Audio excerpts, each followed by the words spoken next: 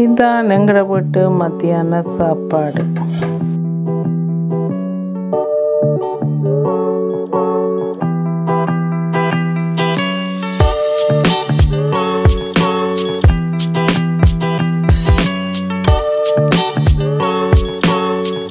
என் இனிய வியூவர்ஸ் அனைவருக்கும் வணக்கம்.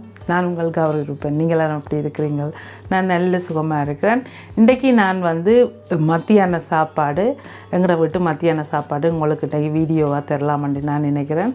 இன்றைக்கி இந்த வீடியோ என்ன இருக்க போகுதுன்னு சொன்னால், ஸ்பெஷலாக விள மீன் குழம்பு இருக்க போகுது. இந்த விள மீன் குழம்பை ஒரு சில நேர்கள் என்னை விரும்பி கேட்டிருந்தாங்க. அவர்களுக்காகவும் எந்த வீட்டு மத்தியான சாப்பாடுக்காகவும் நான் இன்றைக்கி இதை செய்ய போகிறேன். இந்த மீன் குழம்பு எப்படி செய்கிறேன்றதை செய்து காட்ட போகிறேன். அதோடு இந்த மீன் குழம்போடு நான் குத்தரிசி சோறு போட போகிறேன். அடுத்தது மரவள்ளிக்கிழங்கு பூசணிக்காய் போட்டு ஒரு வெள்ளைக்கறி, கீரி மீன் சூடையில் மீன் பொரியல், மீன் சொதி, இவ்வளவும் செய்ய போகிறேன். ஆனால் மெயினாக அவங்களுக்கு மீன் குழம்பு தான் இந்த இந்தியன் சாப்பாட்டில் ஸ்பெஷலாக நான் காட்டுவேன். அடுத்தது மரவள்ளிக்கிழங்கு பூசணிக்காய் எப்படி சமைக்கிறதுன்றதே நான் ஒரு ஷார்ட் வீடியோவாக போடுறேன். ஏனென்று சொன்னால், இந்த மரவள்ளிக்கிழங்கு பூசணிக்காய் ஃப்ரோசனில் இருந்து தான் நான் எடுத்து சமைக்க போகிறேன். வெளிநாட்டில் இருக்கிற மக்களுக்கு உதவியாக இருக்குமென்று தான் நான் நினைக்கிறேன். ஏனென்று சொன்னால், எல்லா காலங்கள்லேயும் பூசணிக்காய் கிடைக்காது, மரவள்ளிக்கிழங்கும் கிடைக்காது. எங்களுக்கு லண்டனில் கிடைக்கும், ஒரு சில இடங்களில் கிடைக்காது. அவங்களுக்கு கிடைக்கிற நேரத்தில் அந்த பூசணிக்காய் மரவள்ளிக்கிழங்கை வெட்டி ஃப்ரீசரில் போட்டுட்டு அது எப்படி சமைக்கலாம்ன்றது தான் உங்களுக்கு சமைக்க போகிறேன். இன்றைக்கு அதே மாதிரி தான் நான் ஃப்ரீசரில் போட்டிருக்கேன். இந்த மரவள்ளிக்கிழங்கு பூசணிக்காயை எடுத்து சமைக்க போகிறேன். இப்போ அதெல்லாம் செய்யலாம், வாங்க பார்க்கலாம்.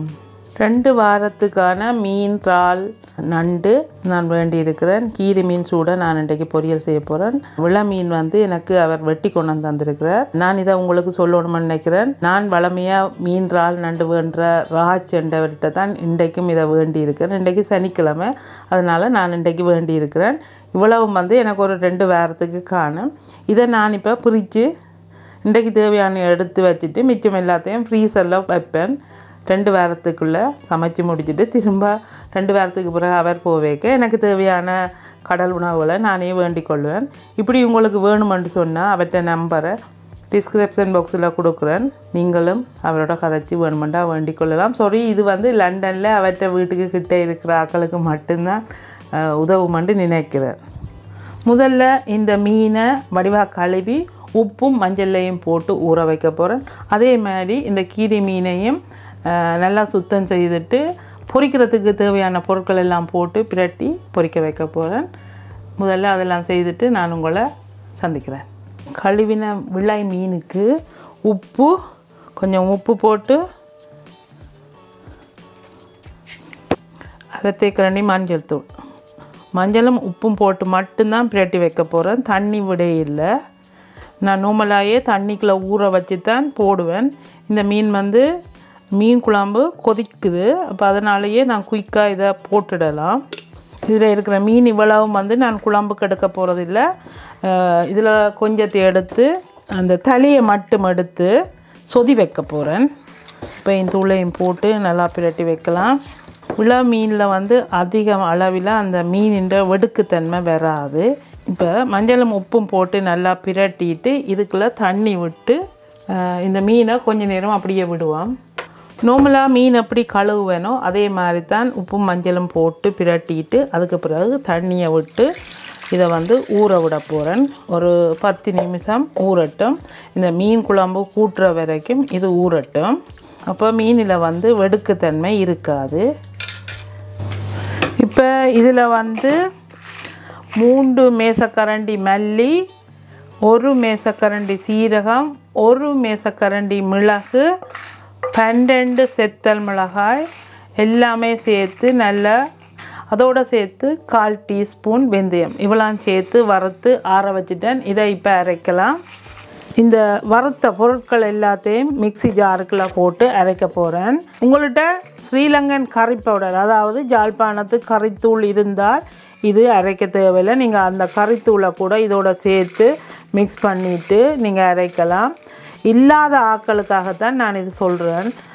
ஜாழ்ப்பாணத்து கறித்தூள் இல்லைன்னு சொன்னால் நீங்கள் இந்த மாதிரி அரைச்சி போட்டு தான் கறி வைக்கணும். ஏன்னு சொன்னால் எங்களோட மிளகாய் தூளுக்குள்ளே இது எல்லாமே சேர்த்து தான் நாங்கள் அரைச்சிருக்கிறோம். அப்போ நாங்கள் இதை மல்லி சீரகம் மிளகு அரைக்க வேண்டிய அவசியம் இல்லை. இதை முதல்ல நல்லா ஒருக்கா பவுடர் பண்ணுவோம். ஏன்னா செத்தல் மிளகா லேசிலே அரையாது. அதனால் முதல்ல இது எல்லாத்தையும் போட்டு ஒருக்கா நல்லா பவுடர் ஆக்குவோம். இப்போ இது வந்து நல்ல பவுடராக அரைப்பட்டுட்டது. இப்போ இதுக்கு பிறகு இதோட சேர்த்து இது வந்து ஒரு முழு உள்ளியை அப்படியே உடைச்சி வச்சுருக்கிறேன். அதில் இருந்து அரைவாசி உள்ளி எடுத்து இந்த குழம்புக்கு அரைச்ச பொருட்களோடு சேர்க்கிறேன். அடுத்தது தேங்காய் வந்து பாதி தேங்காயை நான் சின்ன சின்ன துண்டுகளாக உடைச்சி வச்சுருக்கிறேன். அதை அப்படியே சேர்க்கிறேன். நீங்கள் வேணுமென்று சொன்னால் துருவி கூட போட்டுக்கொள்ளலாம். முதல்ல இந்த தேங்காயை ஒருக்கா அடிக்கலாம்.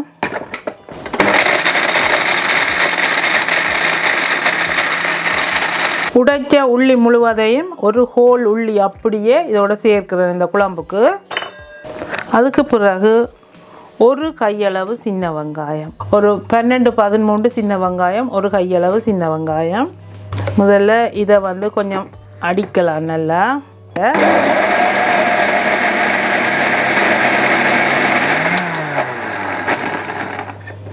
தக்காளி பழத்துக்காக நான் தக்காளி பழ டின் எடுத்துருக்கேன். உங்கள்கிட்ட தக்காளி பழம் இருக்குமா இருந்தால் நீங்கள் தக்காளி பழம் எடுத்துக்கொள்ளலாம். இல்லைன்னு சொன்னால் ஒரு 4 தக்காளி பழத்தின் அளவு தக்காளி பழம் எடுத்து அதையும் சேர்த்து நான் அரைக்க போகிறேன். எல்லாமே அந்த வெங்காயம் உள்ளி இவ்வளவும் பச்சையாக தான் போட்டிருக்கிறேன். கொஞ்சம் தண்ணி சேர்த்து நல்ல பேஸ்ட்டாக அரைக்கணும். நல்ல அறுவல் நொறுவல் இல்லாமல் நல்ல கூலாக நல்ல பேஸ்ட் மாதிரி வரணும். அந்த மாதிரி அரைக்கணும். அதனால் கொஞ்சம் தண்ணி விட்டு நல்லா அடித்து அரைக்கிறேன். அரைச்ச மீன் குழம்பு வைக்கிறதுக்கு ஒரு மண் சட்டி எடுத்துருக்கிறேன். அந்த மண் சட்டிக்குள்ளே நாங்கள் இப்போ மீன் குழம்புக்கு தேவையாக அரைச்ச கூட்டை வந்து இதுக்குள்ளே இந்த சட்டிக்குள்ளே சேர்க்கிறேன். கொஞ்சம் தண்ணி சேர்த்து நல்லா கலக்கி ஊற்றுவோம்.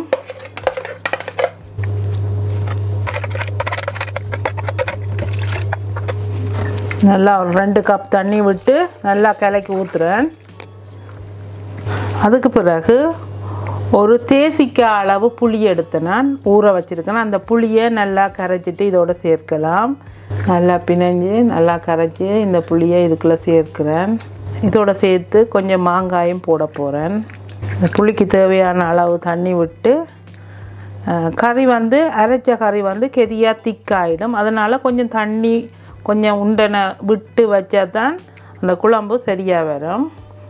புளியை கரைச்சி அதுக்குள்ளே சேர்க்கலாம்.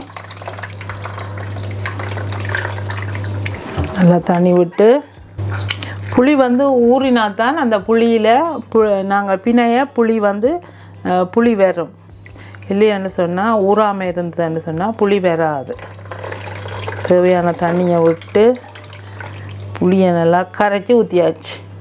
இந்த மீன் குழம்புக்கு ஒரு 5 பச்சை மிளகாய் காம்பை நுள்ளிட்டு இதுக்குள்ளே அதோட ஒரு மாங்காய் எல்லாத்தையும் கட் பண்ணி இதுக்குள்ளே சேர்க்க போகிறேன்.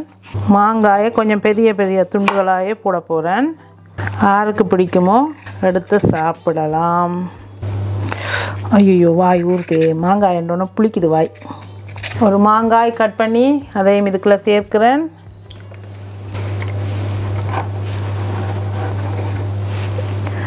அடுத்தது பச்சை மிளகாய் அதையும் கட் பண்ணிவிட்டு உங்களுக்கு எப்படி வேணுமென்றாலும் நீங்கள் பச்சை மிளகாய் கட் பண்ணிவிட்டு போடலாம்.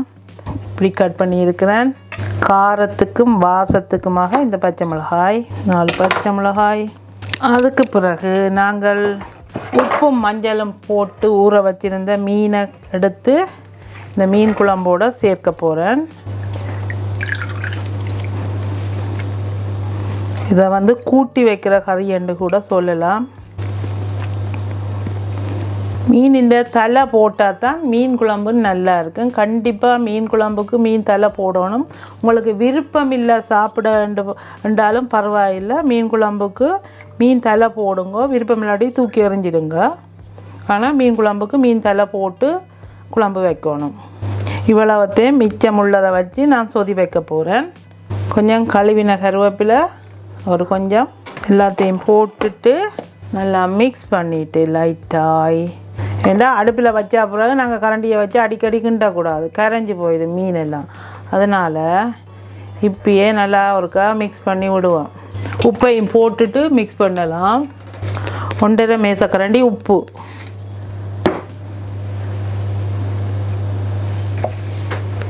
இது வந்து ஒரு பெரிய மீன் குழம்பு. அதனால் இப்படி கரைக்கும் போது தெரியும் உங்களுக்கு தண்ணி எந்த அளவுக்கு விடணும்னு சொல்லி. இப்போ பார்த்தீங்களான்னு சொன்னால் இது வந்து நல்லா திக்காக இருக்குது. அப்போ நாங்கள் இன்னும் கொஞ்சம் தண்ணி சேர்க்கணும். இல்லைன்னு சொன்னால் மீன் குழம்பு அப்படியே நல்லா கெட்டியாக போயிடும். கொஞ்சம் ஒரு 10 நிமிஷம் அடுப்பில் இருந்தால் போதும். அதுக்கு ஒரு 4 நிமிஷம் நல்லா ஹையில் விட்டுட்டு அப்புறம் ஒரு 5 நிமிஷம் குறைச்சி விட்டீங்களான்னு சொன்னால் இந்த மீன் குழம்பு குயிக்காக ரெடி ஆகிடும். இன்னும் கொஞ்சம் தண்ணி சேர்க்குறேன், ஏன்னா நல்லா திக்காக இருக்குது. இப்போ உப்பு புளி எல்லாம் கரெக்டாக இருக்குமென்று நினைக்கிறேன். நல்லா ஒருக்கா மிக்ஸ் பண்ணிவிட்டு இது அப்படியே தூக்கி கொண்டு போய் அடுப்பில் வச்சு கொதிக்க வைக்க போகிறேன். அப்படியே இந்த மீன் குழம்பு இருக்குதுன்னு பாருங்க. இப்போ இந்த மீன் குழம்பை அப்படியே தூக்கி கொண்டு வந்து அடுப்பில் வச்சு கொதிக்க விட போகிறேன். ஓகே,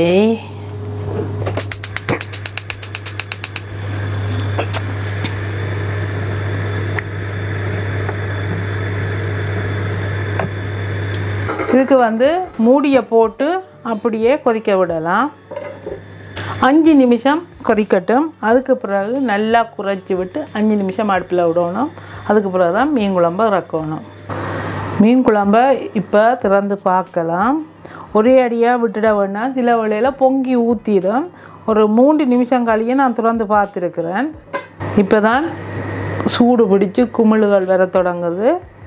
அதே நேரம் மீன் குழம்பு அவிகிற அதே நேரம் நான் எப்படி மீன் சொதி வைக்கிறதுன்றதே உங்களுக்கு வச்சு காட்ட போகிறேன். இதில் மீனின் தளி எடுத்து போட்டிருக்கிறேன். 4 பச்சை மிளகாய் எடுத்துட்டு கட் பண்ணிவிட்டு இந்த சொதிக்குள்ளே சேர்த்து விடலாம்.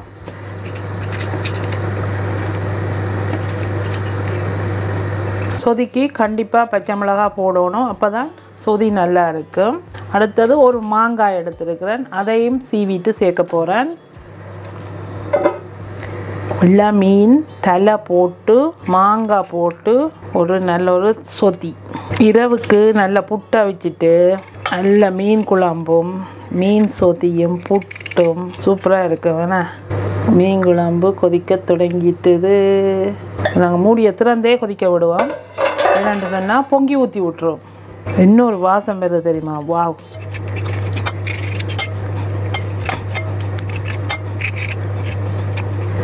ஓகே, மாங்காய். இப்போ மீன் குழம்பு ஒருக்கா மிக்ஸ் பண்ணி விடுவோம். போட்டு கிளறாமல் இப்படி ஒருக்கா மிக்ஸ் பண்ணிவிட்டு இந்த மேலே நுரையாக இருக்கிறது குழம்பு நல்லா ரெடியான பிறகு அந்த மேலே இப்படி வராது. இப்போ இப்படி இருக்குங்க, கொஞ்சம் நேரத்தால் இப்படி வராது. நல்லா கொதித்து நல்லா அவிஞ்சா பிறகு இந்த நுரை எல்லாமே அடங்கிடும். இனி பொங்கி ஊற்றாது. மூடியை போட்டு விடலாம், குறைச்சி விட்டுடுவோம். மூடியை போட்டு ஒரு 2 நிமிஷத்துக்கு பிறகு உப்பு புளி தூள் எப்படி இருக்குதுன்னு பார்ப்போம். காணாட்டிக்கு சேர்த்துக்கொள்ளலாம். இப்போ துறந்து மீன் குழம்புக்கு உப்பு புளி தூள் எப்படி இருக்குதுன்னு பார்க்கலாம்.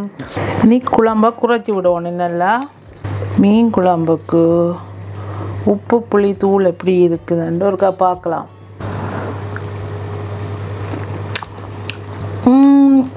கொஞ்சம் உப்பு போடணும், உப்பு காணாது, அதுவே சூப்பராக இருக்குது.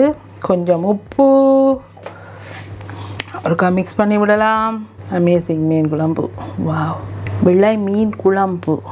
கொஞ்சம் நெருப்பு வச்சுட்டு இன்னும் ஒரு 5 நிமிஷத்தில் மீன் குழம்பு இறக்கலாம். மிக்ஸ் பண்ணி கொதிக்க விட்ட பிறகு பார்த்துட்டு இறக்கலாம்.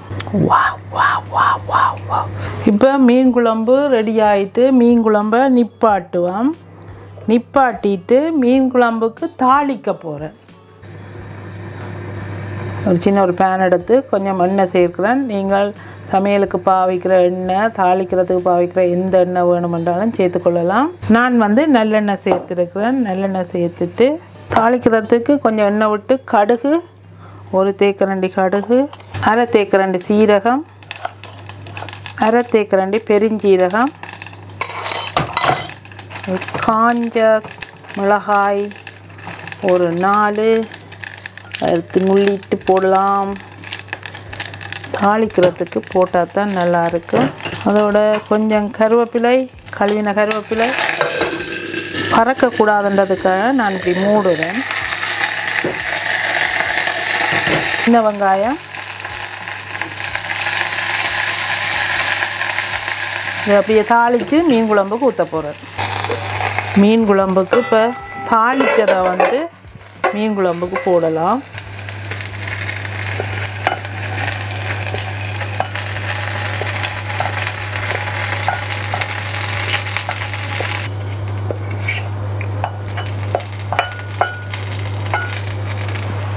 மீன் குழம்ப ஒரு கரண்டியை வச்சு மிக்ஸ் பண்ணி விடுவோம். தாளித்த தாளிதம் வந்து அப்படி எல்லாம் மிக்ஸ் ஆகியிருக்கணும். எப்படி இருக்குது இந்த உள்ள மீன் குழம்புன்ட்டு? வேறு லெவலில் இருக்குது மீன் குழம்பு. அப்படி இதை மூடி விட்டுட்டு இனி நாங்கள் சொதி வைக்கலாம்.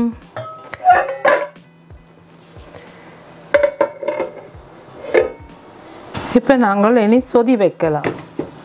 சொதி வைக்கிறதுக்கு மீன், மாங்காய், பச்சை மிளகாய், ஒரு கொஞ்சம் சின்ன வெங்காயம் கட் பண்ணிவிட்டு உங்கள்கிட்ட எந்த வெங்காயம் இருந்தாலும் நீங்கள் போட்டு வச்சுக்கொள்ளலாம். சொதிக்கு கொஞ்சம் உள்ளி, ஒரு 4 உள்ளி எடுத்துட்டு தோலோடு எடுத்துருக்கிறேன். வெளி தோலை உரித்து உள்ளே இருக்கிற அந்த தோலோட 4 உள்ளி இந்த உரலில் சேர்க்கிறேன். அரை தேக்கரண்டி சீரகம், சின்ன சீரகம், ஒரு தேக்கரண்டி மிளகு, சீரகம், உள்ளி இவ்வளோத்தையும் அறுவல் நொறுவலாக இடிக்கணும். இதை வந்து அறுவல் நொறுவலாக நல்லா இடிக்கலாம்.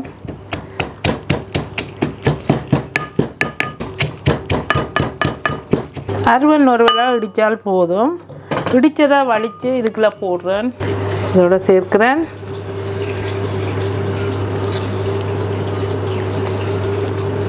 தேவையான அளவு தண்ணி விடுறேன். இந்த மீன் அவியணும், கொஞ்சம் மேலே நிற்கணும். இந்த மீனுக்கு மேலே ஒரு 2 கப் தண்ணி, அதுக்கு மேலே உப்பு போட்டு 1.5 தேக்கரண்டி உப்பு ஒரே அடியாக போனால் பார்த்து போடலாம். உப்பு, 1/4 டீஸ்பூன் மஞ்சள் தூள், ஒரு பிஞ்ச் ஆஃப் மஞ்சள் தூள் போட்டு அடுப்பை பற்ற வச்சு சொதியை கொதிக்க விடுவோம். முதல்ல இது அவியணும். இந்த மாங்காய், மீன் எல்லாம் நல்லா அவியணும். அவியட்டும். மூடியை போட்டிருக்கிறேன். அவியட்டும். ஒரு 5 நிமிஷம் முதல்ல நல்லா கொதிக்கட்டும். 5-6 நிமிஷம் இந்த சொதி வந்து நல்லா கொதிச்சா பிறகு பாருங்கள், தண்ணியெல்லாம் நல்லா வற்றி வந்துட்டுது. இந்த நேரம் ஒருக்கா மிக்ஸ் பண்ணிவிட்டு நல்லா அவிஞ்சிட்டுது. இப்போ நான் இதுக்குள்ளே தேங்காய் பால் சேர்க்க போகிறேன். நான் தேங்காய் பால் டின் எடுத்துருக்கிறேன். Rich coconut milk.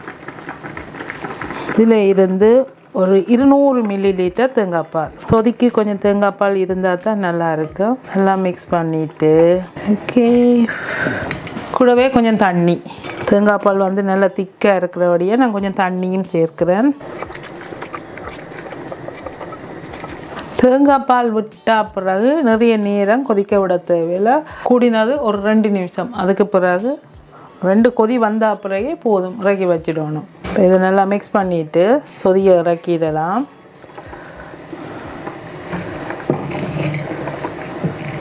சொதியை நிப்பாட்டின உடனே இதுக்குள்ளே கொஞ்சம் வெட்டி வச்ச கொத்தமல்லியில் கொஞ்சம் சேர்க்கணும். உங்களுக்கு விருப்பம்னு சொன்னால் சேர்த்துக்கொள்ளுங்க. கொத்தமல்லியில் நல்லா இருக்கும். நான் கொஞ்சம் சேர்க்கிறேன். எனக்கு அதிൻ്റെ வாசனை பிடிக்கும். சொதி ரெடி.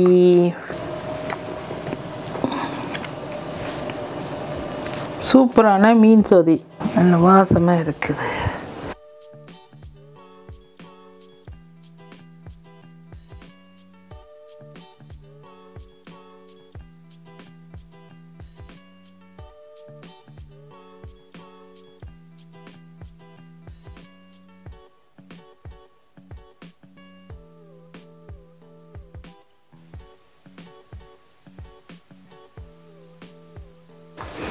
இன்றைக்கி எங்களோட வீட்டு மத்தியான சாப்பாடு குத்தரிசி சோறு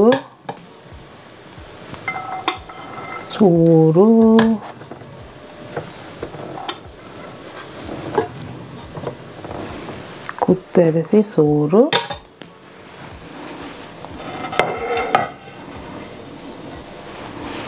விளா மீன் குழம்பு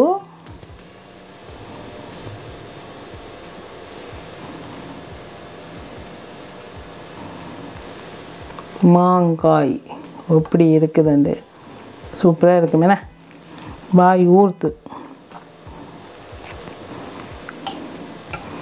அடுத்தது பூசணிக்காய் மரவள்ளிக்கிழங்கு கறி,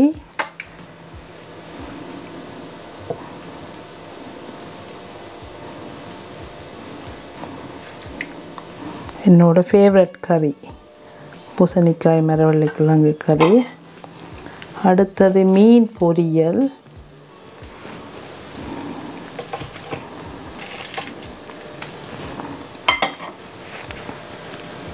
மாங்காய் போட்டு மீன் தலை போட்ட சொத்தி.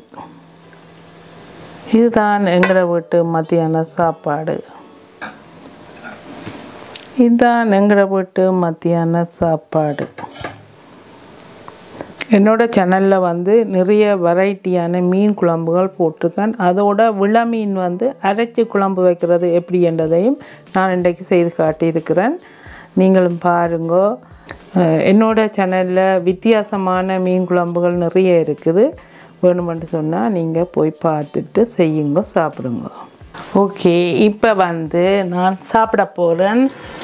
கையை கழுவிட்டு மீன் குழம்பு,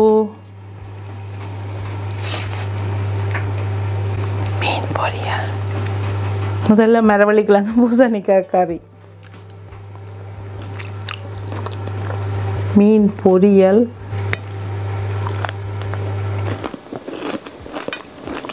மீன் குழம்பு. வாவ், அப்படி அவிஞ்சிருக்கு அந்த மீன், நல்லா ஊறி இருக்குது.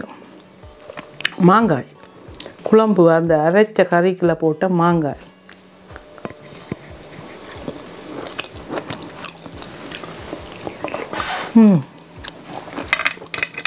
இத்துடன் இந்த வீடியோ முடிச்சுக்கொண்டு மீண்டும் நல்ல ஒரு வீடியோட நான் உங்களை சந்திக்கிறேன். நன்றி, வணக்கம்.